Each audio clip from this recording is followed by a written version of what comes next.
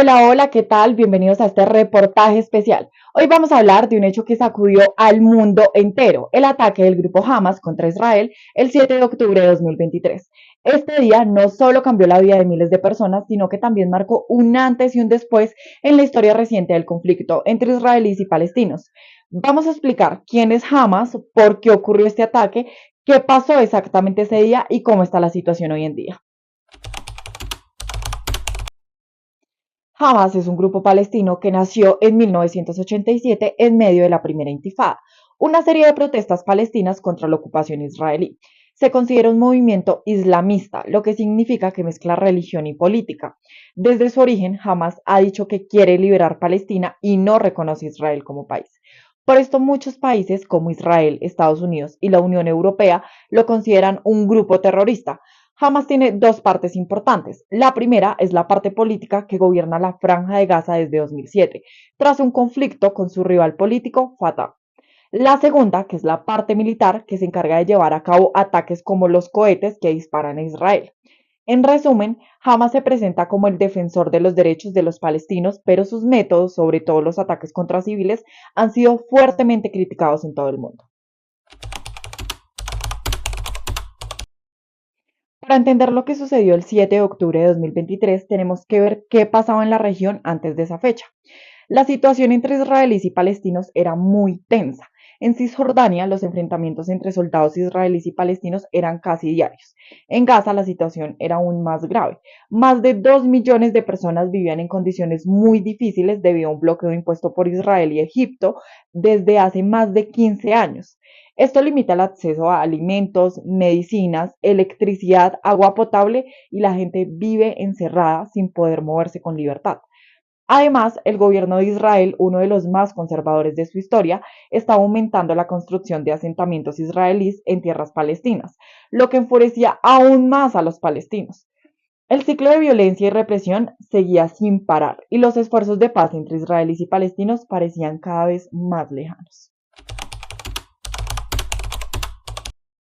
El sábado 7 de octubre de 2023, Hamas lanzó un ataque totalmente sorpresivo contra Israel. En la madrugada, miles de cohetes fueron disparados desde Gaza hacia diversas ciudades israelíes. Pero esto no fue todo. Milicianos de Hamas cruzaron la frontera y comenzaron a entrar en comunidades israelíes cercanas a Gaza. Atacaron a los civiles que no se esperaban nada, mataron a más de 1.200 personas, muchas de ellas mujeres, niños y ancianos, incluso atacaron un festival de música en el que miles de jóvenes se habían reunido. Además, Hamas secuestró a más de 200 personas e incluso las llevó a Gaza como rehenes, generando aún más caos y dolor. Fue un ataque sin precedentes, muy violento y desgarrador. Entonces, ¿por qué Hamas decidió llevar a cabo un ataque de tal magnitud? Hay varias razones. Primero, Hamas quería mostrar su poder. El grupo necesitaba demostrar que sigue siendo un actor clave en la lucha palestina. Además, la situación en Gaza era desesperante. Hamas quería que el mundo se diera cuenta de lo que viven los palestinos bajo el bloqueo israelí y pensó que un ataque como este sería una forma de llamar la atención. Otro factor importante es que Hamas también quería desbaratar los esfuerzos de paz que Israel había estado haciendo con algunos países árabes como Arabia Saudita. Si estos acuerdos de paz prosperaban, muchos creían que la causa palestina quedaría más marginada. Y aunque en parte el ataque fue para luchar por los derechos palestinos, el modo en que se hizo, con ataques a civiles, fue profundamente criticado por la comunidad internacional.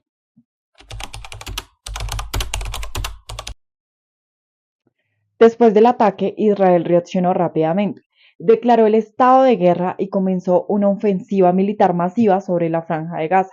Bombardeó miles de edificios en Gaza, destruyendo casas, hospitales, escuelas y hasta las viviendas de civiles.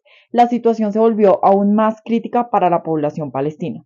Miles de palestinos murieron, muchos de ellos niños y mujeres. La gente quedó atrapada bajo los escombros y las condiciones de vida empeoraron mucho. Hoy, un año después, en mayo de 2025, la guerra continúa. La violencia no cesa y la población sigue siendo la principal víctima de este conflicto. Ambos lados sufren, pero las vidas civiles de israelíes y palestinos son las que más se han visto afectadas. A nivel mundial, las opiniones están divididas. Algunos países, como Estados Unidos, siguen defendiendo el derecho de Israel a defenderse de los ataques. Pero por otro lado, muchos países y organizaciones internacionales critican las muertes de civiles palestinos y la destrucción en Gaza. La comunidad internacional ha pedido una pausa humanitaria para que la ayuda llegue a Gaza, pero el conflicto sigue sin cesar. Las vidas humanas son las que más importan, y sin una solución política que contemple los derechos de ambos pueblos, la violencia solo continuará. El 7 de octubre de 2023 será recordado como un día de gran sufrimiento para muchos, un día que demostró lo difícil que es encontrar la paz cuando hay tanta violencia, odio y sufrimiento.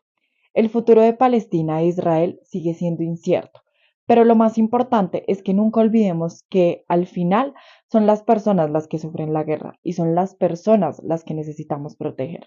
Gracias por acompañarnos en este reportaje, nos vemos en la próxima y recuerden que mi nombre es Tatiana Mejía.